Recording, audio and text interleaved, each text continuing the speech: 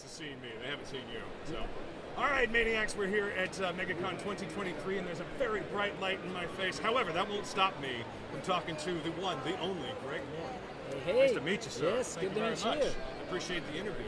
So, how many of these MegaCons have you done now? I've been coming to MegaCon since '95, so yeah, you can call me a veteran. I would say so, and I mean you've got the booth to prove it, and he's actually at his booth. Key point here. So Enough said. Enough said. Exactly. We'll just leave it at that. So how did you get into comics? I mean, and I guess what inspired you to say this is what I'm going to do with my life? It's been a lifelong passion of mine. My mother got me into art when I was 5. She was an artist herself. Okay. And then when I was about 8 years old, I went into this store. It was sort of like a 7-Eleven, but a generic version. It's called Mr. Grocer's. And they had these things up on a spinner rack, these books. Oh, yes. And I started flipping through them, and man, I was immediately hooked. Was there a specific one that got you, or was it just like the overall? This is very interesting. 2 of the books you would think are obvious. I picked up Avengers, I picked up Green Lantern. Oh, nice. But the book that really caught my eye was a book called Hanna-Barbera's Laugh Olympics. Oh, okay, yeah. And essentially, it was based on a cartoon that I had been watching every day, where Yogi Bear and Fred Flintstone and all these characters are in these Olympic events, trying to defeat like each other. The wacky racers type thing that they did, where they got all the characters. Same kind of concept, but then you walk into a store and you see it in a comic book, and you're like, oh, you got me. I'm an 8-year-old. Read this, yeah, exactly. I must have this. Oh, that's awesome. So that's the one that really got me. And then from then on, you just decided that this was something you wanted to do. Yeah. That's awesome. See, my dad got me into comics. That's great. At 3 years old, he got me Spider-Man, Batman, and the Fantastic Four. Couldn't necessarily read them, but my mom was teaching me how to read with flashcards. So I was very motivated to find out, how to read. I wanted to know what they were saying. Yes. And I just remember things opening up. If you want, you can sign that. Oh yeah. I did not want to. See, this is how it works. This is how you convention, ladies and gentlemen. When people want their prints signed, you sign the prints. Yeah. Okay, so how did you break into the industry? What was the first book you worked on? The first book I worked on was an independent book. This is back in '87. Nice, dude. So yeah, I'm an old geezer. I fully admit this. You're classic. I'm a classic. Aged like fine wine, right? Yeah. Well, thank you. Yeah. So it was called FemForce. I believe it's issue 19. Okay. Does that sound right? All of you out there looking for key issues, FemForce 19. Yep. Go find it. That is the first published Greg Horn cover. And then, believe it or not, I didn't break into like a mainstream company until 12 years later. I broke in at Marvel in '99. That's so a long trip to get there. I was about to say. I did make it. And doing various independent stuff along the way. Yep. That's awesome, man. And now there's a specific thing that happened once you broke into Marvel that you started doing before anybody else. What was that? Yes. When I broke in at Marvel, I had just finished doing my own digital art. A comic book totally done with digital art. Right. And it is the first digital art comic of its kind. And they immediately hired me to just do covers. Right. Which is the opposite of how it usually works. Usually you do interiors. Sure. And then they say, this guy's popular, give him covers to do. Right. But as soon as I came in, they said, dude, just start doing covers. Like this new art style, essentially. Yeah. And that has essentially... It's grown into what you see today. It's the industry standard. So I started it all. You got the progenitor of the digital art scene here, and still one of the best at it. Now, do you always work exclusively digital now, or do you do some traditional here and there? Yeah, it's a combination of both. I like to do the beginning stages in pencil so that I will have a workable piece of art that I can sell. Sure.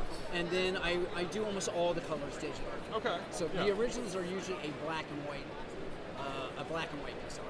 I totally get that. I mean, I personally love black and white line work. I love seeing that, because then you see how it transforms and it gets enhanced by the colors. Yep. But an image got to stand on its own, at first. It's got to stand on its own. Yeah, it's like almost like it's like the skeleton of the whole finished piece. Yeah, but the concept's got to be there from the beginning. So what are you working on currently? Are you still doing covers? Or right now, I have opened up my own store. Okay. It is greghornart.com. I do my own store variants there. Nice. And right now, Yeah. What do we got now? Comic Exposure is selling an A and B cover of Okay. my Venom Lethal Protector cover. And then I'm going to offer this tomorrow at the show. This is, Gosh, look at that. I don't know if you can...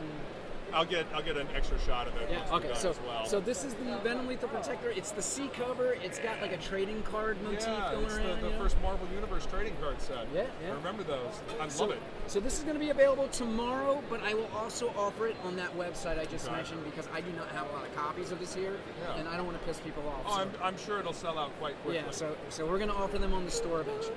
That's awesome. And so you've got another Venom cover that you showed me, and it's very near and dear to my heart. Yes. So I did some of my own covers for Right. Venom 35, which was the last issue that Donny Cates and Ryan Stegman worked on. So it was kind of their swan song. Yeah. So I did some Led Zeppelin swan song covers. Hell yeah. It's Tribute to Venom. Icarus. It's Venom with devil wings.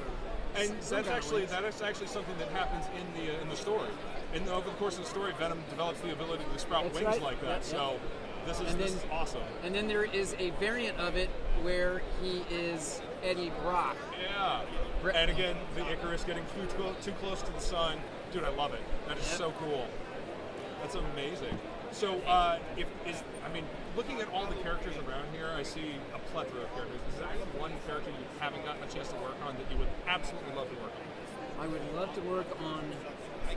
For some reason, they're all villains. I would like to work on Doctor Doom. Yes! I've done an Ultron before, but it's like a side view. It's not all that Right. great. So I'd love to do an Ultron cover. Okay. Any of those old-timey Classic villains. classic Oh, yeah. ones. Yeah, I love those. Do you have any kind of creator-owned project in the works, or are you just too busy doing all this? Well, before I broke in at Marvel, that digital art style I was telling you about, Yeah. I did that on my own book. It was called Judge. Okay. Did that in around 1998, I guess it would be. Who put that book out? That was an Image Okay. published book. I did 3 issues, and man, it was difficult. Just imagine doing an entire interior comic book Yeah. digitally with 1998 technology. That's the trick. Okay, see, I work in tech, like I'm a tech support guy on this is my side gig, and I know how frustrating it can be when things move slowly because Yes. you don't have enough RAM. That is So what I would can happen on only every page. imagine. It was a Holy nightmare. cow. Man, see, I just go back to like working in pencil and just like touch it up. Also, you'll find this interesting. They had not yet invented digital paper, which is essentially a monitor you can draw on. Oh yeah. So I was actually Oh, using God, the pad yeah. Yep. on the tabletop and looking at a screen like this while drawing. So it feels like drawing with a 10-foot pole. Yeah, so totally. so it was quite a feat, but somehow I managed it. Yeah, you managed to do it, and you've created an empire for yourself, for lack of a better term. I mean, look at this. I'm going to get some more shots of this booth, but it's an incredible booth. And again, he's here. But go check out, you said it was GregHornArt.com? Yes. GregHornArt.com. Go check out his website, all kinds of exclusives. And if you're not following this guy on Instagram, what's wrong with you? Oh, and one last thing. Yeah. I will be starting a Whatnot page this week. Okay. Greg Horn Art. Greg You can Horn Art, actually join whatnot. it now. Okay. More social media, ladies and gentlemen. Too much. I mean, it's how you connect with the audience now, right? Yeah. I mean, I've got my YouTube channel, I do Twitter and Instagram and all that, and it's just keep in contact with the audience. I mean, that's one of the beautiful things about conventions like this. You actually get a chance to interact with the Oh audience. yeah, that's the number one thing I enjoy about these shows is the face-to-face contact.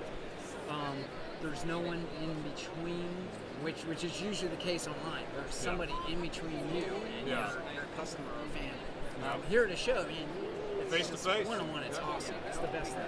Absolutely. And see, you can actually shake someone's hand. Greg, thank you so much for being here, Thank man. I you. really appreciate it. Maniacs, I will see you on the next video. Devil horn.